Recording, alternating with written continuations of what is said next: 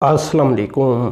तो दोस्तों एक और रिकॉर्ड कायम हो चुका है और जैसा कि मैं आपको बताता रहता हूँ कि जुलाई का माह पाकिस्तान के अंदर आप कह लें कि दोबारा से रिवाइवल मंथ भी करार दिया जा सकता है। रीज़न इसका मैं कई बार बता चुका हूँ कि फ़िगर जो तमाम की तमाम आ रही हैं वो पॉजिटिव आ रही हैं और पिछले 2 सालों के मुकाबले में जुलाई 2020 ये एक ऐसा मंथ है जिसमें सब कुछ पॉजिटिव होता हुआ नज़र आ रहा है। तो दोस्तों अब रेमिटेंसीज को लेकर भी एक रिकॉर्ड कायम हो चुका है। पाकिस्तान में ऐसा कभी नहीं हुआ, ठीक है ना, कभी नहीं हुआ। कब तक पाकिस्तान को आज़ाद हुए कितने साल हो चुके हैं।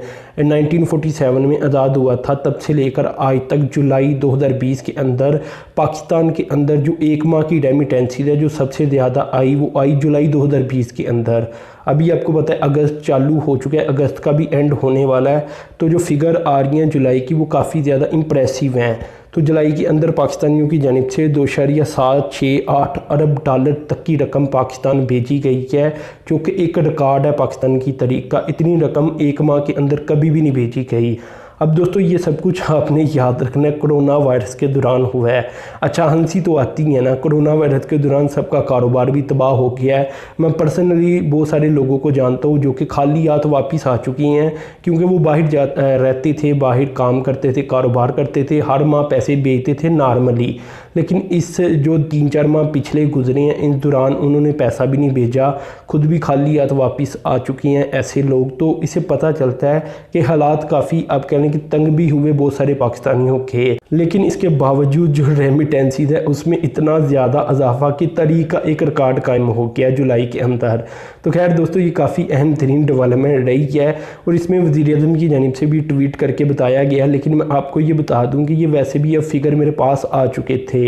तो वज़ीर-ए-आज़म का ट्वीट भी आपके सामने आ रहा होगा। इस ट्वीट के मुताबिक जो अगर इसे कंपेयर कर लिया जाए जून 2020 के साथ, ठीक है ना, यानी जुलाई के पिछले माह के साथ ही इसे कंपेयर कर लिया जाए तो ये 12.2% ज़्यादा रेमिटेंसीज आई हैं। और अगर कंपेयर कर लिया जाए 2019 की जुलाई के साथ तो इसके मुकाबले में ये 36.5% ज़्यादा 6% ज़्यादा रेमिटेंसीज आई हैं। तो ज़रा आप अंदाज़ा लगा लें कि रेमिटेंसीज में कितना ज़्यादा इजाफा सामने आ रहा है। अल्हम्दुलिल्लाह अच्छी बात है, लेकिन मुस्करा मैं इसलिए रहा हूँ कि कोरोना वायरस था। कोरोना वायरस की वजह से तो पट्ठा बैठ गया तमाम दुनिया की इकानमीज़ का, लेकिन फिर भी जो बाहर रहने वाले पाकिस्तानी हैं उन्होंने रिकॉर्ड कायम कर दिया ज़्यादा रेमिटेंसीज भेजकर। वैसे भी दोस्तों तरीके नए से नए आ रही हैं कि ज़्यादा से ज़्यादा रेमिटेंसीज आएँ और लीगल मेथड के ज़रिए आएँ।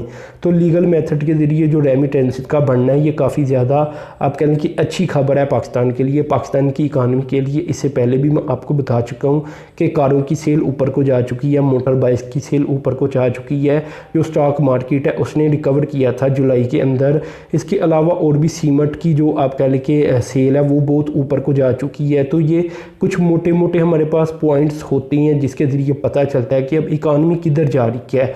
सरिया की ग्रोथ नज़र आती है, सीमेंट की ग्रोथ नज़र आती है। तो ये चीज़ें फिर हमें बताती हैं कि हाँ भाई अब पाकिस्तान ठीक होता जा रहा है, इकानमी थोड़ी सी स्ट्रॉन्ग हो रही है पाकिस्तान की भी अगर देखी जाए। तो अब ये रेमिटेंसीज आपको पता है पाकिस्तान का जो मुल्क है वो चलता ही रेमिटेंसीज के ऊपर है। तो रेमिटेंसीज का ऊपर चले जाना आपको पता है पाकिस्तान के बहुत सारे मसाइल ख़त्म कर देता है। रेमिटेंसी ज़्यादा आती हैं तो चले लोग तो खुशहाल होती हैं पाकिस्तान के जिनको पैसा बाहर से आता है। लेकिन इसके अलावा भी अगर देखा जाए तो पाकिस्तान का जो अपना एक मसला है आपको पता है डॉलर्स का, वो भी पूरा हो जाता है।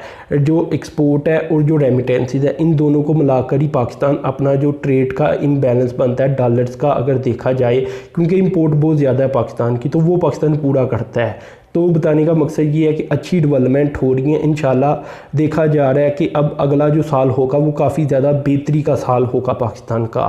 तो पाकिस्तान दोबारा से अपना आप कह लें कि दोबारा से कदम जमाना शुरू कर चुका है और ये सब कुछ CPEC की वजह से हो रहा है। क्योंकि आपने ये नोट करना है कि जिस दौरान हमने CPEC को मनक़ता कर रखा था 2 सालों के दौरान 2019 और 2020 के शुरू वाले दिनों के अंदर, तो उसमें हमने देखा, आपको भी पता है कि CPEC के स्लो होने से पाकिस्तान भी स्लो था। तो जो CPEC की अथॉरिटी बनी, आसिम सलीम बाजवा साहब आए, तब से CPEC ऊपर को जा रहा है। इसके साथ ही पाकिस्तान भी ऊपर को जाना शुरू हो चुका है। तो खैर दोस्तों ये डेवलपमेंट हुई और ये तरीका एक रिकॉर्ड बन गया है। तो आपने ये वीडियो भी याद रखनी है, शेयर भी करनी है। तो दोस्तों अब तक के लिए इतना ही था। अल्लाह हाफ़िज़।